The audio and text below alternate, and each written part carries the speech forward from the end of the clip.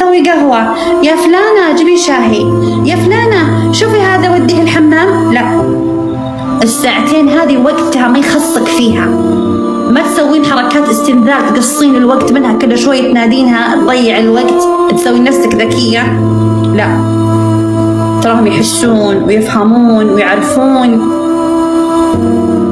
أنا أقول لكم اللي يتطلب علي ضميري، ويا ربي لك الحمد كثير عملاء والله جوني قالوا لي شكرا لك يا مناير، ما كنا نعرف، لما سوينا سياستك الحمد لله ماشيين معي. بالنسبة للشريحة السعودية، الشريحة السعودية إجباري تطلعي لها شريحة سعودية عشان إبشر وعشان تحويل رواتبها يا حبيبة قلبي. لكن إذا معاها شريحة أثيوبية، كينية، فلبينية، أيا كان، تتواصل مع أهلها عبر الإيمو، عبر أي برنامج كان، أي برنامج كان بسلامتها. لكن الشريحة هذه ما تبقى معك أنت لتحويل الرواتب. كلنا عندنا أجهزة جوالات زايدة، حطيها فيها وخلاص. لذلك حبايب قلبي نعود الموضوع النت.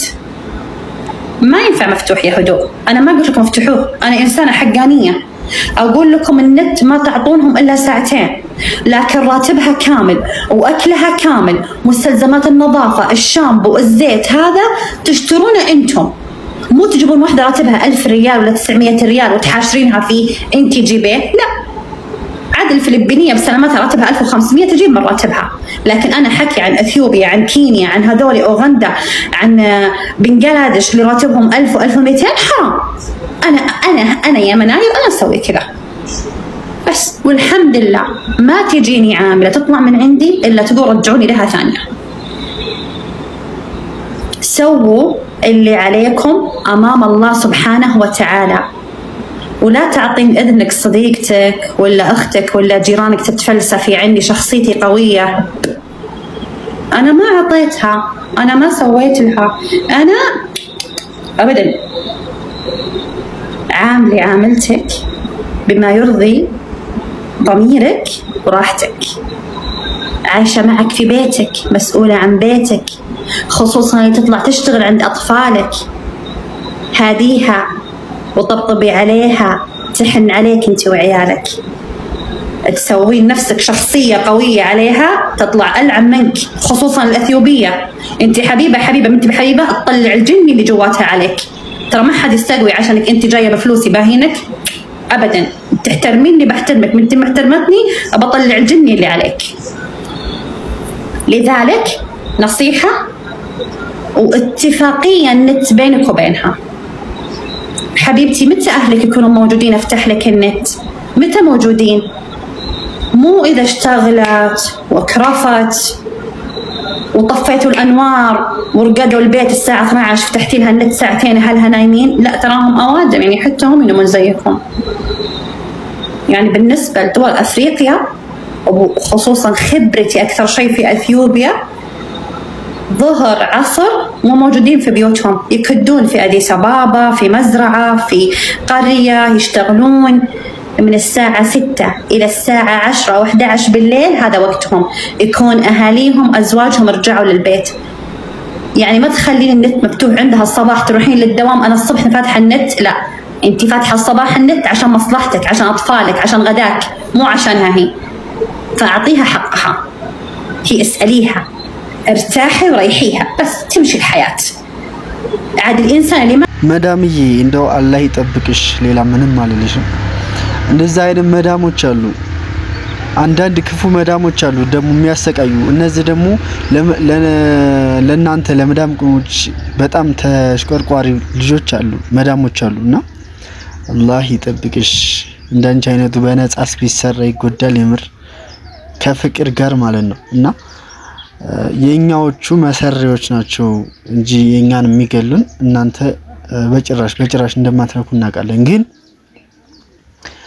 ሁሉም ባይባልም አንዳንድ መዳሞች እንደምታዩቸው በአደባባይ ላይ ወጥተው ስለ ራሳቸው ዜጎች የሚሳደቡና መዳም ሰራተኛችሁን እንደዚህ አታድርጉ እያሉ የሚናገሩ መዳሞች አሉ፣ በአደባባይ ላይ ወጥተው ማለት ነው። እና እነዚህን ያልተበረታቱ ለነዚህ ምስጋና ያልተቀረበ ለማን ይቀርባል? ለማንም አይቀርብም። እና የኛዎቹ ናቸው እና እኛን የሚገሉን የኛዎቹ ኢትዮጵያ ኤጀንሲ የሚሰሩ አረብ ኤሚሬት ውስጥ ኤጀንሲ የሚሰሩ የኛዎቹ ሀበሾች እኛን የሚገሉን እነሱ ናቸው እንጂ እናንተ እንደማትረኩ እናውቃለን። ሲጀምር ፊቱ ነው ማለት ነው። እነሱ በገንዘብ ውስጥ ለውስጥ የሚሰሩት መሰሪዎቹ የኛዎቹ። እነሱ ግን የኛዎቹ እነዚህ አረቦቹ ግን ቢሰሩልን ምንም አንሆንም፣ ተሰሚነት እናገኛለን። ምክንያቱም ህጓንና ህጓን ጠብቀው የሚሰሩት አንድ እነሱ ናቸው።